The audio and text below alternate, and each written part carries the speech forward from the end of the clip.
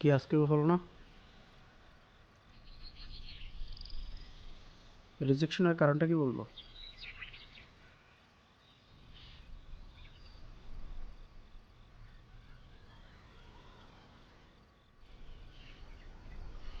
Loan, বিড়ি loan. বিড়ি খেলে মাথাটা খুলবো।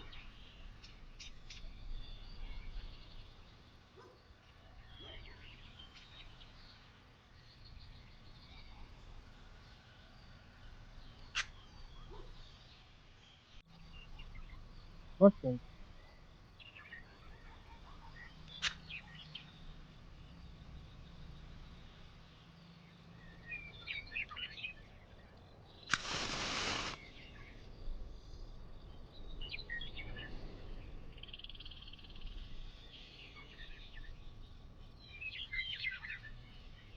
মন খারাপ করেন না, বুঝছেন?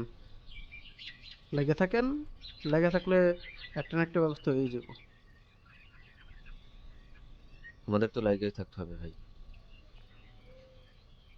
আমাদের তো কপাল আর আপনার মতো না যে মাসের শুরুতে ব্যাংকের ইন্টারেস্ট উঠে সারা মাস গায়ে বাতাস লাগায় ঘুরবো। হাসেন না, হাসেন না। আচ্ছা, আপনার বাবা আপনার জন্য ঠিক কত টাকা রেখে গেছে বলেন তো? জানি না, আমার বউ বলতে পারবো ভালো। বাবা মারা যাওয়ার আগে সব কিছু আমার ওয়াইফকে বুঝিয়ে দিয়ে গেছে। আমি নেহায়াত একটা গণ্যমূর্খ মানুষ, হিসাব নিকাশ আমি বুঝি না। হ্যাঁ, এটা ঠিক। আপনি একটা গর্ধব। আর গর্ধব মানুষ দেখলে মনটা ভালো হয়ে যায়। এখন মনটা ফ্রেশ লাগতেছে। আমার অবস্থার কারণে কি কোনোভাবে আপনার জেলাসি কাজ করে? হ্যাঁ, জেলাসি কাজ করে, তবে আপনার টাকা পয়সা অর্থ সম্পদ এসবের জন্য না। তাহলে ঠিক কোন কারণে জেলাসি ফিল করেন আপনি? আহ, অন্য একটা কারণে। সময় হোক, সময় হলে বলবো।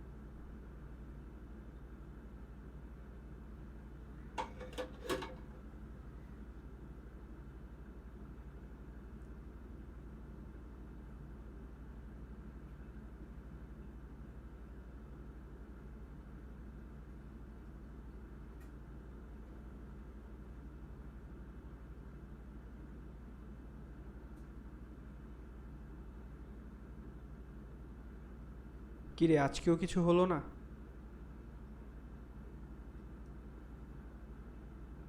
কি বলছে ওনারা?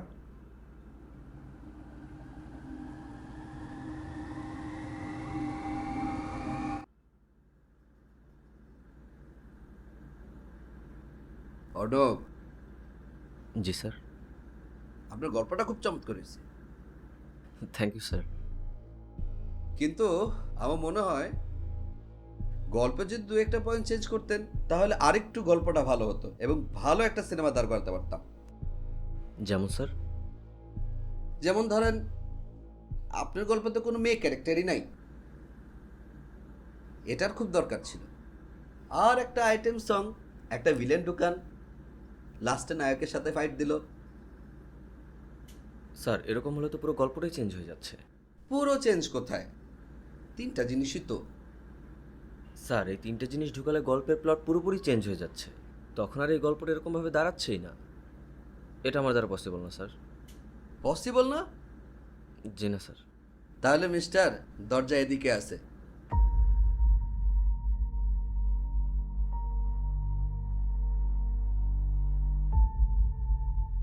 ওনারা যেহেতু এরকমই গল্প চাচ্ছে, তাহলে ওরকমই বানায় দেখ। পরে পরিচিতি বাড়লে না হয় নিজের মতো করে নিলি। না, আমার দ্বারা গল্প চেঞ্জ করা পসিবল না। দরকার হলে নিজের টাকায় করব। নিজের টাকায়? তোর টাকা কই? তোর কি মনে হয় এই যে কিলোর পর কিলো রাস্তা হাইটা পার করি, 3 বেলার খাবার 1 বেলায় খাই, এই টাকাগুলো কই চাই? তাইলে আর কি, শুরু করে দে। দেখি, আর একটু ধৈর্য ধরে দেখি, আরও কয়েকটা রিজেকশন খাই। কত টাকা আছে তোর কাছে? খুবই কম। সিনেমা তো দূর কি বাদ, একটা শর্ট ফিল্মও হবে না। ম্যানেজ না হলে কি করবি? ম্যানেজ না হইলে সব কিছু ছেড়ে ছেড়ে একদিক হাঁটে দেব।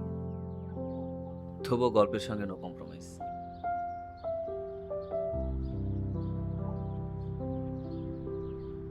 আচ্ছা থাক তাহলে, একটা কাজ আছে।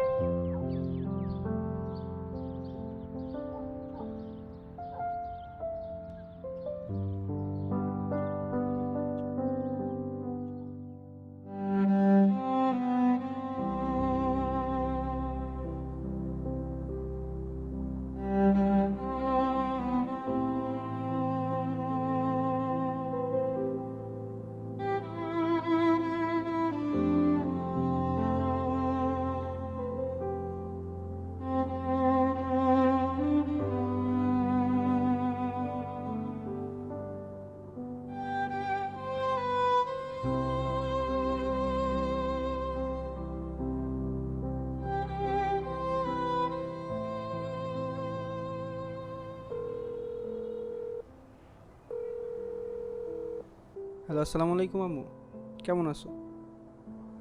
এই তো বাপ, আছি। শরীরটা ভালো? তেমন ভালো না, কাল একবার ডাক্তার দেখাবো। তোর চাকরির কি হলো? এই তো ইন্টারভিউ দিয়ে আসলাম, মনে হয় না আর চাকরি হবে। চিন্তা করিস না বাপ। দোয়া কইরো মা, আর কাল কি হয় জানাও। ঠিক আছে, দুশ্চিন্তা করিস না, নিজের খেয়াল রাখ।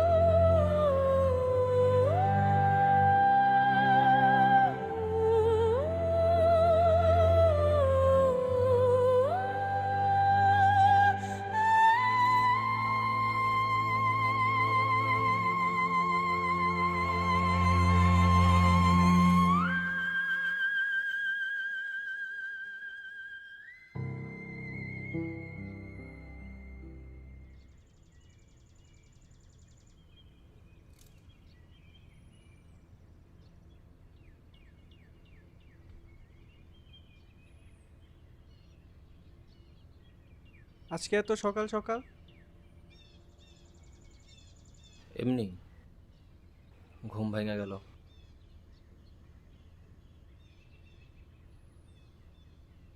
গ্রামের কিছু জমি বিক্রি করছি। Very good. কাজটা কি ভুল করলাম? ঠিক না ভুল সেটা তো সময় বলে দিবে, তাই না? আগ বাড়িয়ে তো আমরা আর কিছুই বলতে পারি না। খালাম্মার শরীরটা এখন কেমন? আছে, এই ভালো তো এই খারাপ। আজ আবার হসপিটালে যাবে বললো। খুব ভয় লাগে রে, বুঝলি? একটা জিনিস কি জানিস বাদল, একমাত্র ভয় জিনিসটাই মানুষের নিত্য সঙ্গী। মাতৃগর্ভ থেকে বের হওয়ার সাথে সাথে প্রবল ভয়ে আমরা আচ্ছন্ন হয়ে পড়ি। হয়তো সেজন্য আমরা কেঁদে উঠি, আর সেই থেকে ভয় জিনিসটা আমাদের সবার মধ্যে বাসা বেঁধে ফেলছে। আর যারা এই ভয়টা কাটিয়ে উঠতে পারে, তারা ভাই মহাপুরুষ পর্যায়ে চলে গেছে, তাদের হিসাবে আলাদা।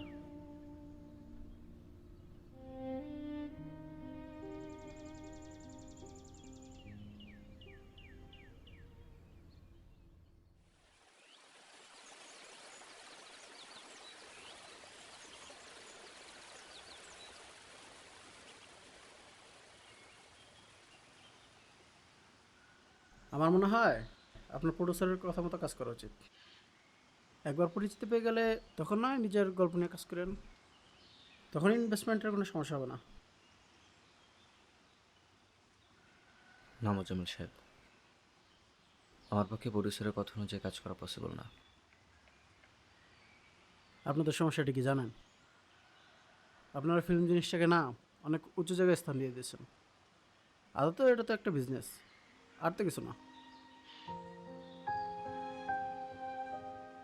আপনার কাছে বিজনেস হতে পারে, আমার কাছে বিজনেস না। তাইলে আপনার জন্য কি?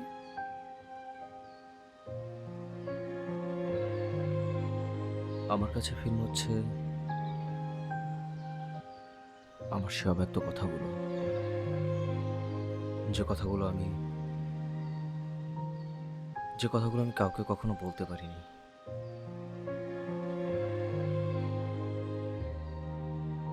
আপনার কি এরকম কখনো ফিল হয়েছে মোজাম্মেল সাহেব?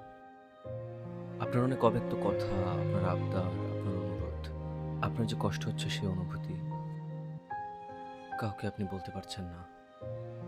সেই অনুভূতি, সেই অব্যক্ত কথাগুলো শক্ত ভাতের দলার মতো আপনার গলায় আটকে যায়, মুখ ফুটে আপনি কাউকেই বলতে পারেন না, যার ফলে সে অব্যক্ত কথাগুলো উঠে আসে আপনার গল্পে, আপনার সৃষ্টিতে। বলুন মোজাম্মেল সাহেব, আমি কিভাবে সে অব্যক্ত কথাগুলোকে চেঞ্জ করব?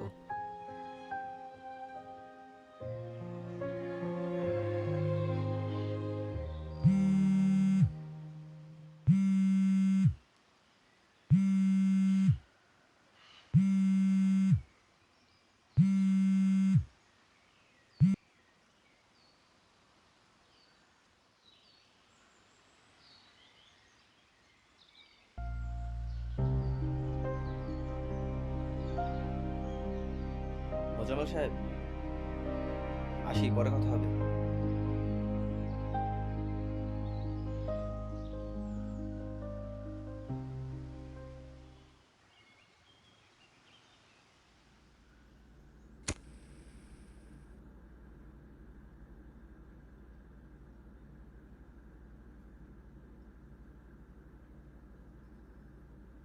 এবারের অ্যামাউন্ট কত? বেশি না, এই ধর 5 থেকে 6 কোটি। কমই তো। দোস্ত, সময় কিন্তু মাত্র 1 মাস। আয় হায়, 1 মাস? খবর পেলাম সামনের মাসে নাকি রেট পড়তে পারে।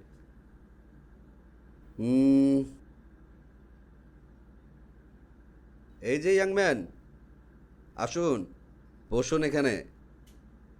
Thank you sir. পরিচয় হন, আমার বন্ধু ওয়াহিদ, ঢাকার টপ ব্যবসায়ীদের ভিতরে একজন। আর উনি হলেন অর্ণব, নতুন গল্প নিয়ে কাজ করেন। Hello sir.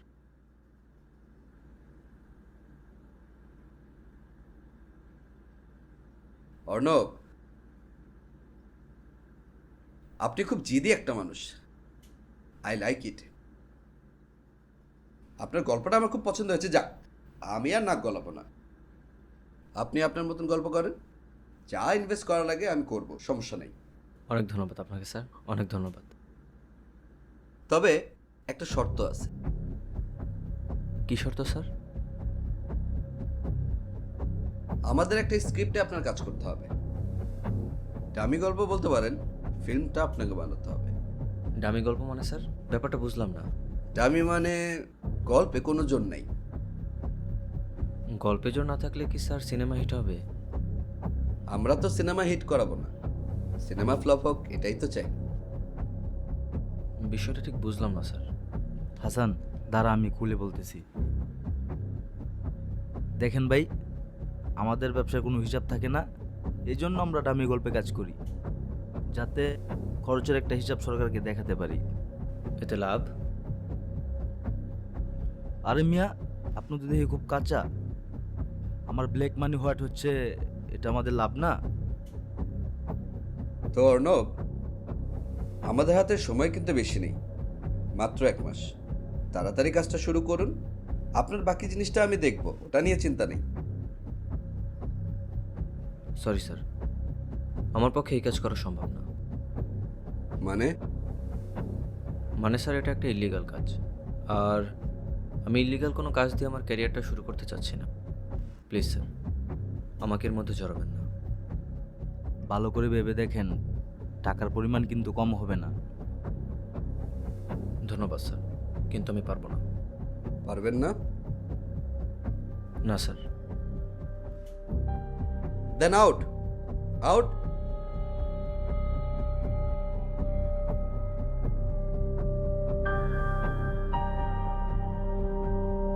এসব কথা পাস কই তুই? ধুর বেটা, বাদ দে, কাজের লোকের অভাব আছে, তুই টেনশন নিস না।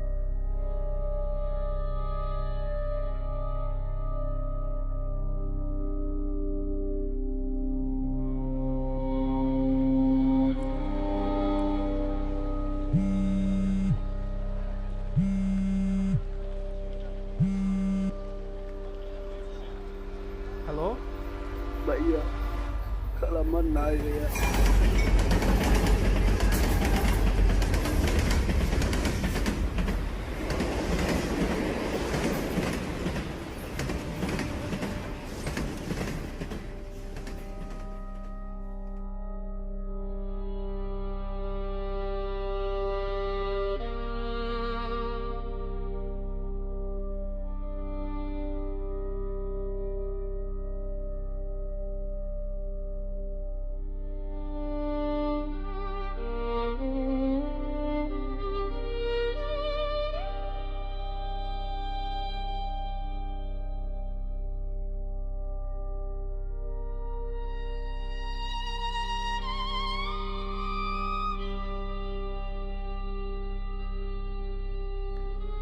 বাদল, তোর সঙ্গে অনেক বিষয় নিয়ে কথা বললেও আমার বাবাকে নিয়ে তেমন কিছুই বলা হয়নি।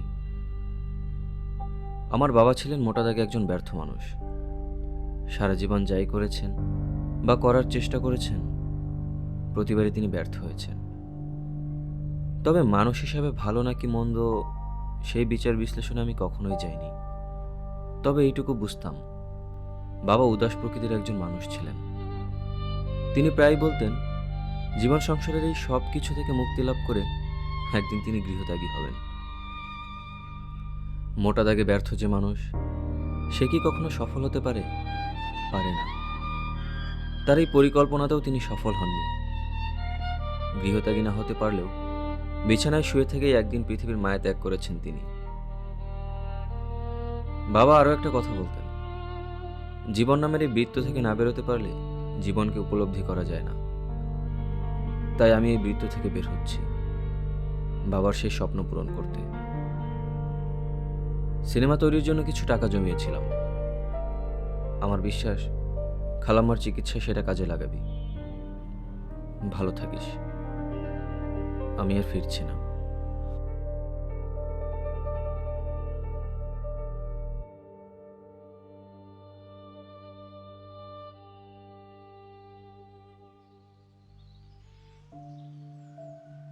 তো এটাই আপনার ফাইনাল ডিসিশন?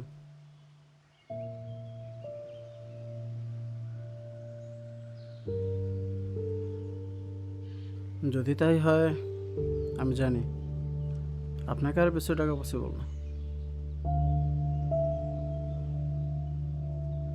উঠি।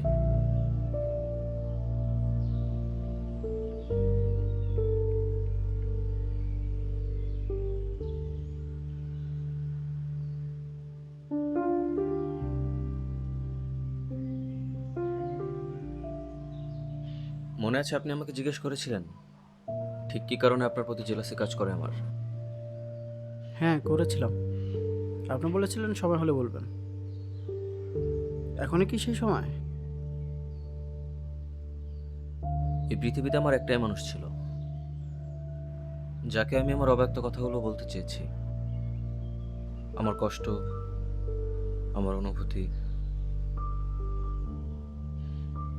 সে আর কেউ নয়, মীরা, আপনার স্ত্রী, যাকে আমি পৃথিবীর সব থেকে বেশি